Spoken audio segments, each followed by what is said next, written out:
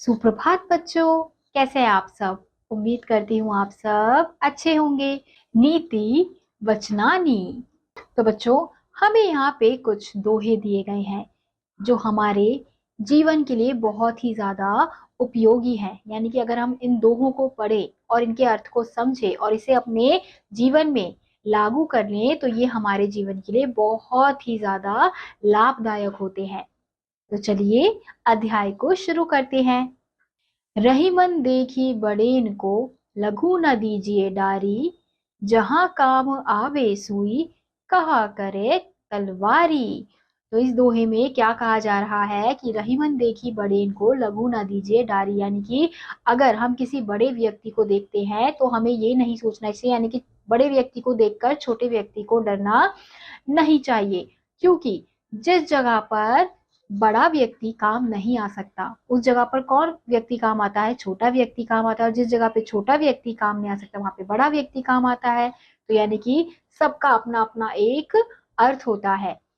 इसलिए कहा गया है कि जहां पे काम आवे सुई, वहां पे क्या करे तलवार। यानी कि जहां पे एक छोटी सी सुई काम आती है वहां पे तलवार का कोई काम नहीं होता है। अगर हमें कपड़े सिलने हैं तो हम किसका उपयोग करेंगे? सुई का उपयोग करेंगे। भले ही वो छोटी सी है लेकिन वही उस समय काम आती है। अगर हम तलवार का उपयोग करेंगे तो हमारे कपड़े सिल नहीं पाएंगे। तो इसलिए कहा गया है कि बड़ी चीजों को देखकर, बड़े लोगों को देखकर छोटे लोगों को डरना नहीं चाहिए। अब अगला दोहा है। जो रहीम उत्तम प्रकृति का, करी सकत कुसंग। चंदन विश्व व्यापत नहीं, लिपटे रहत भुजंग। तो इन दोहों में कहा जा रहा है कि जो व्यक्ति अच्छी प्रकृति का होता है, उत्तम प्रकृति का होता है, उस पर बुरे लोगों का असर नहीं होता है। यानी कि बुरी संगति का असर उस पर नहीं पड़ता है। अब जैसे चंदन का जो पेड़ होता है उस पर अगर सांप लिपटा हुआ होता है तो उस सांप के विष यानी कि जहर का असर उस चंदन की लकड़ी पे नहीं होता है। तो उसी प्रकार से किसी भी अच्छे प्रकृति वाले इंसान पर बुरे प्रकृति वाले इंसान का असर नहीं हो सकता है। अगला दोहा है। वे रहीम नर धन्य है, पर उपकारी अंग। बाटन वारे को लगे, जो मेहंदी को रंग। यानी कि वो व्यक्ति धन्य होता है, अच्छा होता है, महान होता है, जो क्या करता है? लोगों की मदद करता है। अब जैसे जो मेहंदी लगाता है व्यक्ति, उसको रंग की क्या जरूरत है? क्योंकि वो तो पहले से ही लोगों को रंग लगा रहा है, लोगों की मदद कर रहा है। वैसे ही बाटन वाले को लगे जो मेहंदी का रंग, यानी कि बांटने वाले को क्या लग जाता है? मेहंदी का रंग लग जाता है। ऐसे ही अगर हम किसी की मदद करेंगे, किसी की दुख में साथ देंगे, अगर किसी को मदद की जरूरत है तो उसकी मदद करेंगे, तो वो हमारे लिए क्या है? वो हमारे लिए एक अच्छा कार्य है। इससे क्या होगा? हम और विकसित होते हैं, हम और बड़े बनते हैं। दीन सवन को लखत है, दी नहीं लखे ना कोई। जो रहीम दीन नहीं लाखे, दीन बंधु राम होए। तो इन दोहे में क्या कहा जा रहा है बच्चों कि दीन सवन को लखत है, यानी कि जो गरीब व्यक्ति होता है वो सबकी तरफ देखता है, क्योंकि उसको सबसे आस होती है, इसलिए वो सबकी तरफ देखता है। लेकिन गरीब व्यक्ति को कोई भी नहीं देखता है। अब जो व्यक्ति उस गरीब इंसान की मदद करता है, उसे देखता है, उसको समझता है, वही क्या है? दीन बंधु राम हो। यानी कि वो क्या है? भगवान के समान माना जाता है। यानी कि वो क्या बन जाता है? एक अच्छा इंसान बन जाता है। रहीमन निज मन की व्यथा, मन ही राखो गोए। सुनी अठी लह लोग सब, बाटी ना लह कोए। तो इन दोहे में क्या कहा जा रहा है कि रहीमन निज मन की व्यथा, यानी कि अपने मन की व्यथा, अपने मन के दुख को, अपने मन के परेशानी को तुम अपने तक ही रखो। क्योंकि जब दूसरों में बांटने जाओगे तो दूसरे तुम्हारे दुख को कम नहीं करेंगे, बल्कि वो क्या करेंगे? तुम्हारा मजाक उड़ाएंगे, तुम पर हंसेंगे। तो इसलिए इससे अच्छा क्या है कि अपने मन की बातों को, अपने दुखों को अपने अंदर ही रखो। अब अगला दोहा है। समय पाप फल होत है, समय पाप झरी जाए। तो बच्चों यहाँ पे पाप की जगह पाए आएगा, तो ये यहाँ पे शब्द गलत लिखा हुआ है। तो आप यहाँ पे लिखे पढ़ेंगे। समय पाए फल होत है, समय पाए झरी जाए। सदा रहे ना ही एक सो, का रहीम पछताए।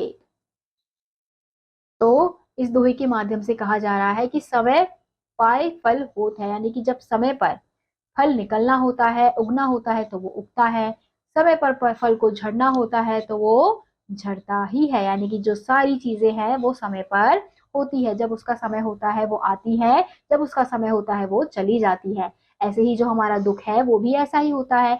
एक समय में हमें दुख मिलता है, हमारी जिंदगी में दुख आता है, लेकिन एक समय ऐसा भी आता है कि जब वो दुख हमारी जिंदगी से चला जाता है। इसलिए दुख के लिए पछताने का कोई फायदा नहीं है। दुख में अगर पछताओगे तो कभी उस दुख से बाहर नहीं निकल पाओगे। तो इसलिए क्या हमें कोशिश करनी चाहिए कि हमें उस समय का इंतजार करना चाहिए, हमें कोशिश करनी चाहिए कि हम उस दुख को जाने दें। अगला दोहा है, जो बड़ेन को लघु कहे, नहीं रहीम घटे जाही, गिरधर मुरलीधर कहे, कछु दुख मानता नाही। यानी कि जो बड़ेन को लघु कहे, यानी कि अगर किसी बड़े इंसान को अगर आप छोटा कह रहे हो तो इसमें कोई बुरी बात नहीं है, इससे वो घट नहीं जाएगा, उसके नाम नहीं घट जाएगा। जैसे अगर हम गिरधर को मुरलीधर भी कहे तो उससे कोई फर्क नहीं पड़ेगा। अगर हम किसी बड़े इंसान को छोटा इंसान भी कहें कि अरे ये तो कितना अच्छा है, तो कितना ऐसा है वैसा है, तो इसमें कोई बड़ी बात नहीं है। रहीम धागा प्रेम का, मत तोड़ो चटकाए, टूटे से फिर ना जुरे, जुरे गांठ परी जाए।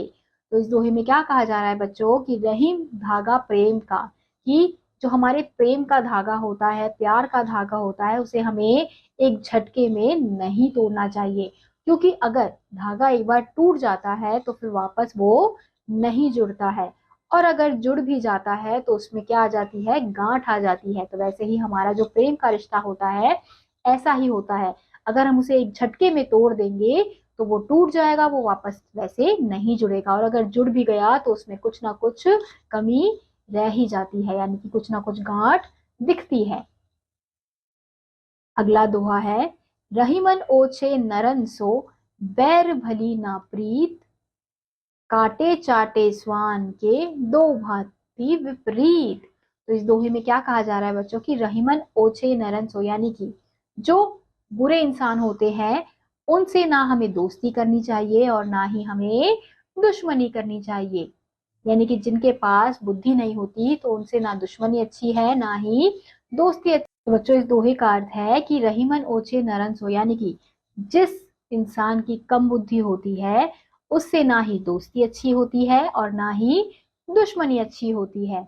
अब जैसे जो कुत्ता होता है वो चाटे या काटे, दोनों में कोई भी फर्क नहीं है, यानी कि दोनों में कोई भी विपरीत भांति नहीं पाई जाती, वो दोनों ही बुरे होते हैं। अगर वो कुत्ता काटेगा तो भी हमारे साथ बुरा होगा और अगर चाटेगा तो भी हमारे साथ बुरा ही होगा। यानी कि अगर वो हमें प्यार करेगा तो भी हमारे साथ बुरा होगा, और अगर हमें काटेगा, गुस्सा करेगा, दुश्मनी निभाएगा तो वो भी हमारे साथ बुरा ही होगा। इसलिए कम बुद्धि वाले इंसान की ना ही दुश्मनी अच्छी है और ना ही दोस्ती अच्छी है।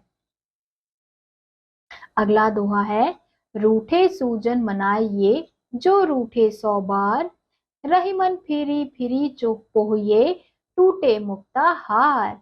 तो इस दोहे का अर्थ है बच्चों कि रूठे सूजन मनाइए, यानी कि अगर आपसे कोई रूठ जाता है तो आपको क्या करना चाहिए, उसे मनाना चाहिए। अगर वो 100 बार भी रूठ जाता है आपको 100 बार उसे मनाना चाहिए। अब जैसे जो मोतियों की माला होती है वो एक बार टूट जाती है, उसकी जो मोती बिखर जाती है, तो हम क्या करते हैं उसे एक एक करके, जब तक वो मोती की माला दोबारा से बन नहीं जाती है तब तक हम उसे मिलाते रहते हैं, बनाते रहते हैं। वैसे ही अगर कोई आपसे रूठ जाता है तो आपको तब तक मनाना चाहिए जब तक वो मान ना जाए। अगर बार बार रूठता है तो आपको बार बार मनाना चाहिए। अगला दोहा है, तरुवर फल नहीं खान है, सरवर प्रिय न पान, कही रहीम पर काज हित, संपत्ति संचही सुजान।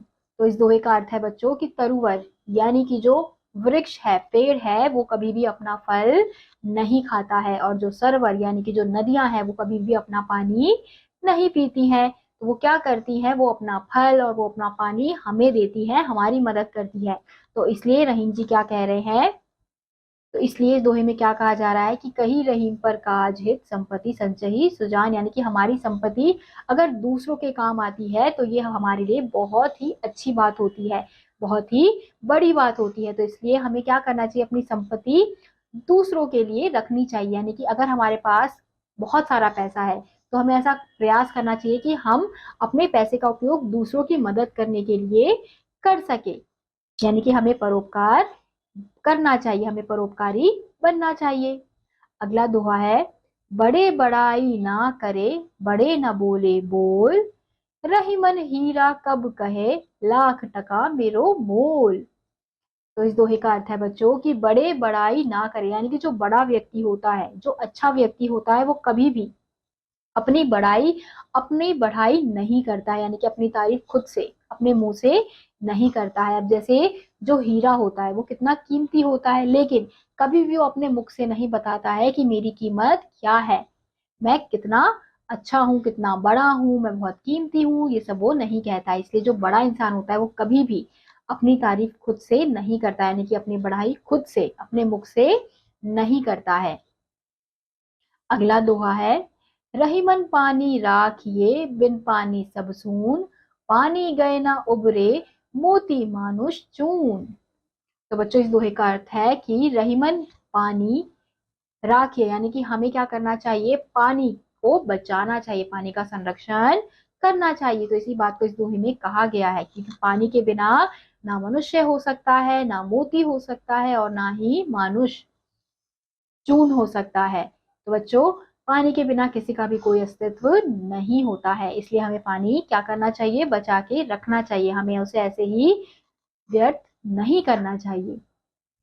अगला दोहा है, रहीमन वे नर मरी चुके, जे कुछ मांगन जाही, उनते पहले वे मुए, जिन मुख निकसत नाही। तो बच्चों इस दोहे का अर्थ है कि रहीमन वे नर मर चुके, यानी कि वो जो नर है, जो व्यक्ति है जो कुछ मांग रहा है, वो क्या हो चुके हैं, मर चुके हैं। लेकिन उससे भी पहले कौन मर चुका है, कि जो कुछ देने के लिए मना कर रहा है। अगर कोई विवश होकर आपसे मजबूरी से कोई मांग भी रहा है, अगर आप उसे ना कर रहे हो, अगर आपके पास वो चीजें हैं तो भी आप उसे मना कर रहे हो, तो उससे पहले आप मर चुके हो, आप छोटे बन चुके हो, क्योंकि वो आपसे मदद मांगने इसलिए आ रहा है क्योंकि आपके पास वो चीजें हैं। अगर आपके पास नहीं होती तो वो आपके पास नहीं आता, लेकिन अगर आप होने के बावजूद भी उसकी मदद नहीं कर रहे हो तो आप इंसान नहीं हो। तो बच्चों ये थे अलग अलग दोहे। इन दोहे के माध्यम से आपको बताने का प्रयास किया गया है कि आपको अपना जीवन कैसे व्यतीत करना चाहिए, आपको कैसा इंसान बनना चाहिए। अगर आप इन सब बातों का ध्यान रखेंगे और अपने जीवन में इसे लागू करेंगे तो आपके लिए बहुत ही अच्छा होगा और आपको हमेशा सफलता प्राप्त होगी और आप एक अच्छे इंसान बन जाएंगे। तो इसी के साथ आज का यह अध्याय यहीं समाप्त होता है। उम्मीद करती हूँ आपको यह अध्याय समझ आया होगा। मैं आपसे मिलूंगी अगली कक्षा में, तब तक के लिए आप सभी बच्चे खुश रहिए और पढ़ते रहिए। बाय।